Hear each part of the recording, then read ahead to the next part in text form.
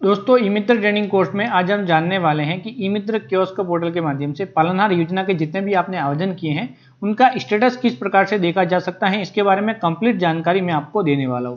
दोस्तों जैसे ही आप ई-मित्र कियोस्क पोर्टल से यहाँ पे पालनहार योजना का पोर्टल ओपन करेंगे तो कुछ इस प्रकार का इंटरफेस आपको दिखाई देता है।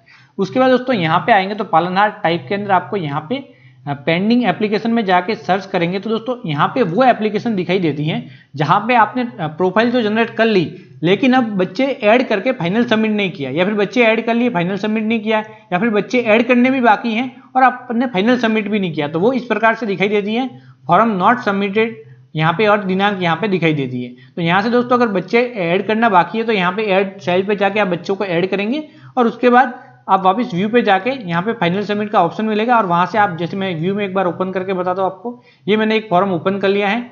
उसके बाद दोस्तों मैं ड्रैग करते हुए सबसे नीचे जाऊंगा तो यहाँ पे दोस्तों जब बच्चे ऐड हो जाएंगे तो फाइनल सबमिट का ऑप्शन आएगा और यहाँ पे मैं फाइनल सबमिट पे क्लिक करूंगा और मेरा आवेदन सबमिट हो जाता है। ये तो दोस्तों स्टेटस हो गया उसका देखने का, जो अभी तक दोस्तों फॉर्म आपके ई-मित्र पे ही पेंडिंग है तो उसका तो स्टेटस आप देख नहीं सकते। इसके अलावा दोस्तों दूसरा ऐसे फॉर्म होते हैं जो कि पेंडिंग एप्लीकेशन विद डिपार्टमेंट, यानी कि आपने आवेदन तो किया है लेकिन डिपार्टमेंट के अंदर पेंडिंग है। उसका मतलब दोस्तों होता है कि आपने जो भी कोई भी फॉर्म भरा है वो संबंधित विभाग ने अभी तक अप्रूव नहीं किया था, वो सभी form pending application with department के अंदर दिखाई देते हैं। जो न्यू वाले फॉर्म भरे दोस्तों, यहाँ पे ध्यान रखना, जो न्यू वाले फॉर्म है वो सभी को आपको पेंडिंग एप्लीकेशन विद डिपार्टमेंट के अंदर आपको मिल जाएंगे।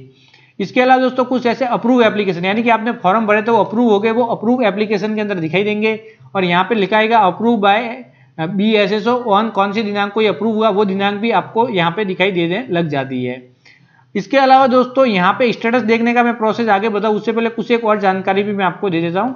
इसके अलावा दोस्तों कुछ ऑब्जेक्शन आए, यानी कि कुछ कमी की वजह से आपको पुनः लौटाया गया है, तो ऑब्जेक्शन एप्लीकेशन में जाएंगे तो यहाँ पे वो सभी एप्लीकेशन आपको दिखाई देने लग जाएगी और जैसे दोस्तों ऑब्जेक्शन एप्लीकेशन बोलेंगे तो उसके बाद आपको यहाँ पे जैसे ऑब्जेक्शन एप्लीकेशन पे क्लिक करेंगे तो आपके फॉर्म दिखाई देने लग जाते हैं। उसके बाद व्यू वाला ऑप्शन होता है अंत में, इस प्रकार से आपको उसके अंदर दिखाई देगा, तो यहाँ से उसका ऑब्जेक्शन आप क्लियर कर पाएंगे।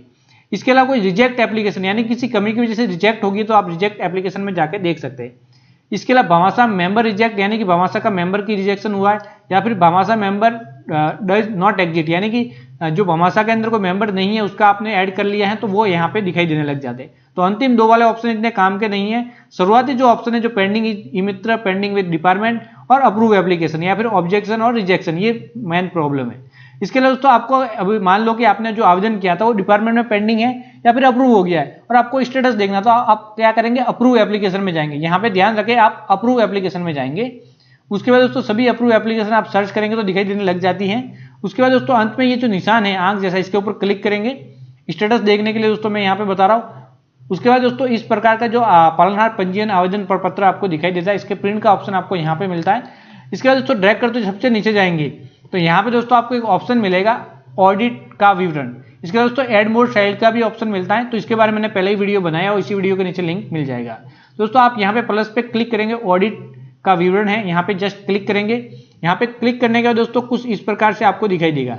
तो यहाँ पे देख सकते हैं आपका ये जो आवेदन है, यहाँ पे जो देख सकते हैं अपडेटेड बाय है, किसके द्वारा अपडेट किया गया, कौन सी दिनांक की यहाँ पे स्टेटस दोस्तों देख सकते हैं 28/8/2002 ECC डन, फंड डिस्ट्रीब्यूटेड, यानी कि आपको पैसे मिल गए, अप्रैल के मिल गए, जून के मिल गए, मई के मिल गए, बिल जनरेट हो गया by BSSO, bill generate by DLO। तो यहाँ पे स्टेटस इस प्रकार से देख सकते हैं। दोस्तों यहाँ पे स्टेटस को एक बार मैं आपको वापस समझाता हूँ।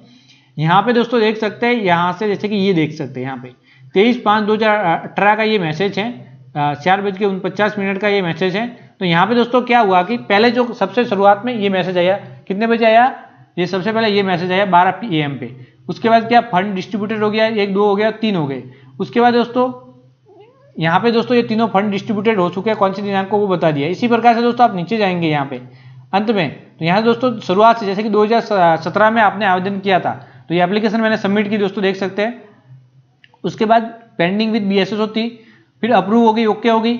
ओके होने के बाद पेमेंट सेक्शन बाय DLO के द्वारा पेमेंट सेक्शन किया गया, जुलाई का किया गया, ये अक्टूबर का, फिर सितंबर का, फिर अगस्त का, फिर जनवरी का, फिर दिसंबर का और फिर ये नवंबर का यहाँ पे सेक्शन कर लिया गया था। ये दोस्तों देख सकते हैं ये नवंबर का यहाँ पे सेक्शन हो चुका है।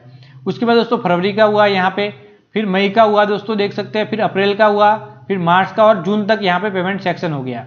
यहाँ तक ये सभी पेमेंट सेक्शन हुए। उसके बाद दोस्तों यहाँ पे बिल जनरेट हुआ, ये बिल जनरेट हुआ, बिल जनरेटेड बाय DLO और यहाँ पे दोस्तों उसके बाद फंड डिस्ट्रीब्यूटेड हो गए, फिर वापस अगला प्रोसेस प्रारंभ हो गया। यहाँ पे जो अगले साल का वापस 18 का आने लग गया यहाँ पे, और वो भी फिर वापस फंड डिस्ट्रीब्यूटेड हो गया। यहाँ पे दोस्तों 2018 तक का बता रहा है, क्योंकि उसके बाद इसने आवेदन ही नहीं किया, इसने फॉर्म को रिन्यू नहीं कराया, तो यहाँ तक इसके पैसे आ गए। तो इस प्रकार से दोस्तों आप जो भी आपने ई मित्र से आवेदन किया है उसके पैसे आए या फिर नहीं आए, तो वो इस प्रकार से आप देख सकते हैं। बड़ा ही आसान सा इसका प्रोसेस है। तो दोस्तों आप समझ चुके होंगे जो ई मित्र से आवेदन किए हुए फॉर्म है उनका स्टेटस ई मित्र कियोस्क पोर्टल के माध्यम से किस प्रकार से देखा जा सकता है।